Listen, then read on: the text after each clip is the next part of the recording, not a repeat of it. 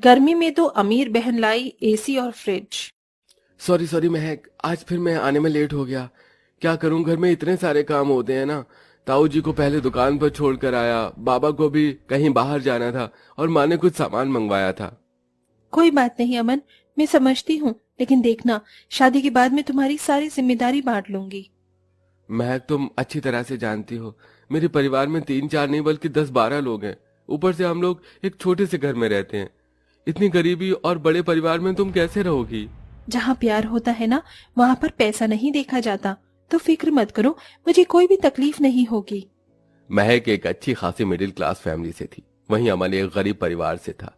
साथ ही साथ अमन का परिवार काफी ज्यादा बड़ा भी था, लेकिन इसके बावजूद भी महक को अमन से शादी करने में कोई दिक्कत नहीं थी, जिसके चलते महक अपने माता पिता को अमन और उसके परिवार वालों के बारे में बात करती है। महक बेटा, तुम इतने बड़े परिवार वालों के साथ एडजस्ट कैसे करोगी? बिल्कुल ठीक कह रही हैं तुम्हारी माँ। और तो और उनकी फाइनेंशियल कंडीशन भी इतनी अच्छी नहीं है।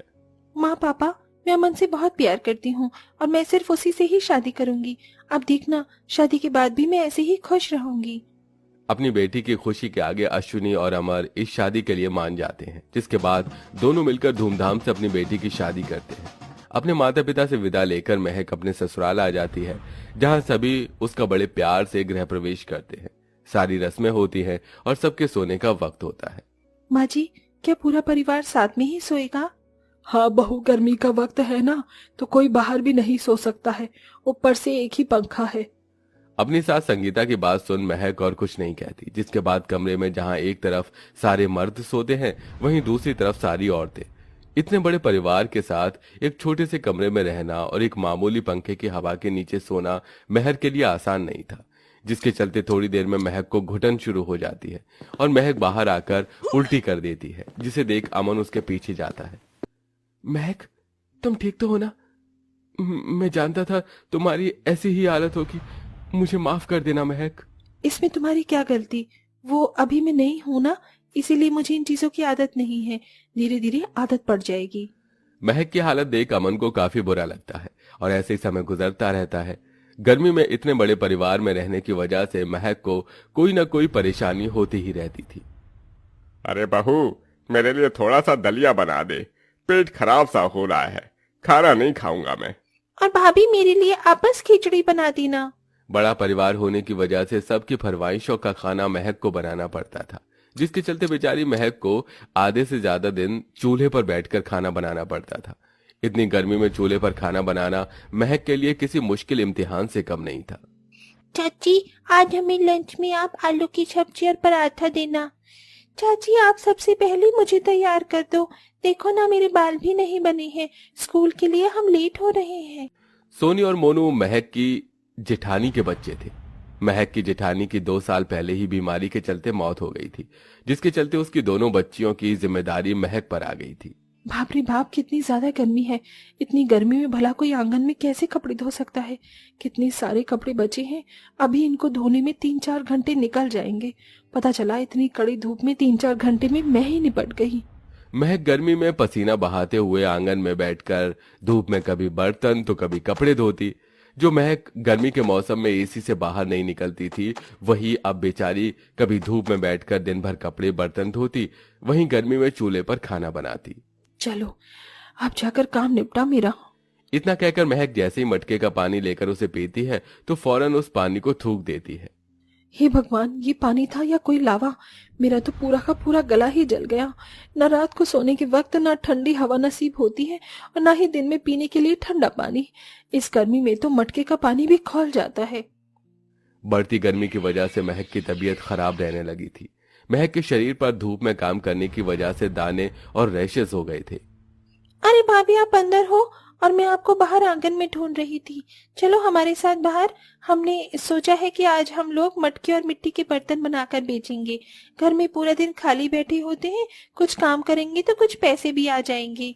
हे भगवान, ये दिन भर में गर्मी में मेरे लिए काम कम था क्या?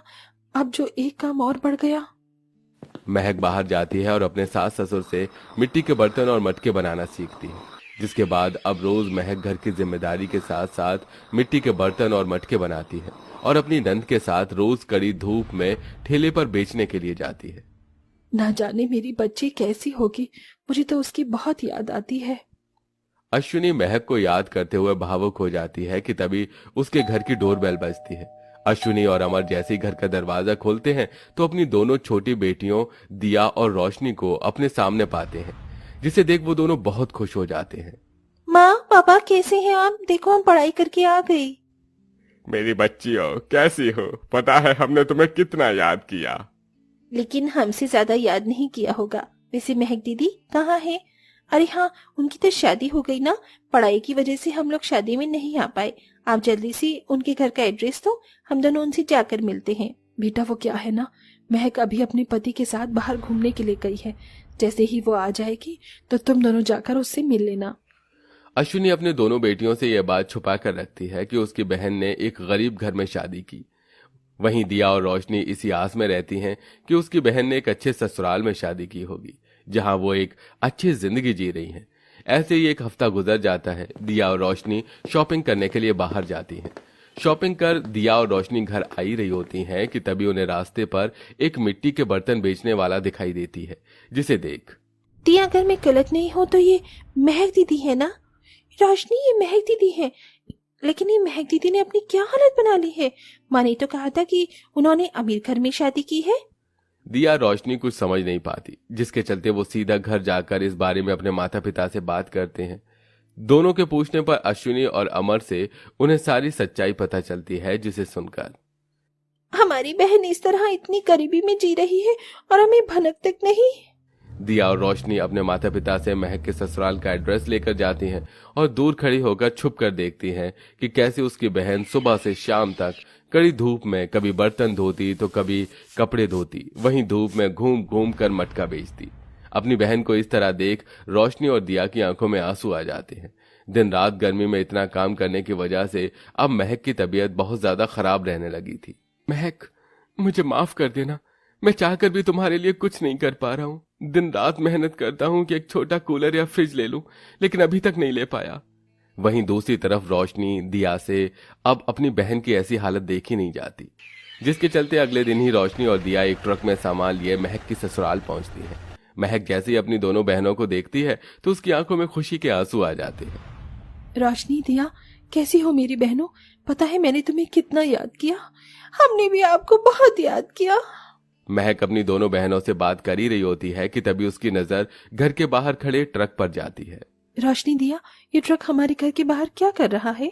महक के पूछने पर दिया उस ट्रक के पास जाती है और ट्रक ड्राइवर से कहकर ट्रक के अंदर रखे बॉक्स को घर के अंदर ले आती है, जिसके बाद दिया और रोशनी उन 2 बॉक्स को खोलती है, जिसके अंदर एक और फ्रिज होता है। ये देख महक काफी हैरान हो जाती है। ये देखिए, हम आपके और आपके परिवार वालों के लिए क्या लेकर आए हैं, एसी और कूलर। अब गर्मी में आपके पूरे परिवार को न ही तो सोना पड़ेगा और न ही किसी को ठंडे पानी के लिए तरसना पड़ेगा। लेकिन रोशनी, दिया, ये तुम दोनों क्यों लेकर आई हो? हम लोग ये नहीं रख सकते, इसे तुम वापस ले जाओ। दीदी ऐसा मत कहो, ये देकर हम आप पर या आपके ससुराल वालों पर कोई एहसान नहीं कर रहे हैं। शादी में तो बहनें एक दूसरे को गिफ्ट देती है ना, तो आप इसे हमारा एक छोटा सा गिफ्ट समझकर रख लीजिए। हाँ दीदी, प्लीज हमारे लिए। अपनी दोनों बहनों के बार बार जिद करने पर महक एसी कूलर रख लेती है, जिसके बाद अब महक का पूरा परिवार आराम से एसी की ठंडी हवा में सोता है और फ्रिज के ठंडे पानी को पीता है, जिसके चलते अब महक की तबीयत भी ठीक रहने लगती है। वहीं दिया रोशनी पैसों से भी महक के परिवार की मदद करती हैं, जिससे अब अमन एक अपना छोटा मोटा बिजनेस खोल लेता है और अब धीरे धीरे उनकी फाइनेंशियल कंडीशन भी ठीक होने लगती है।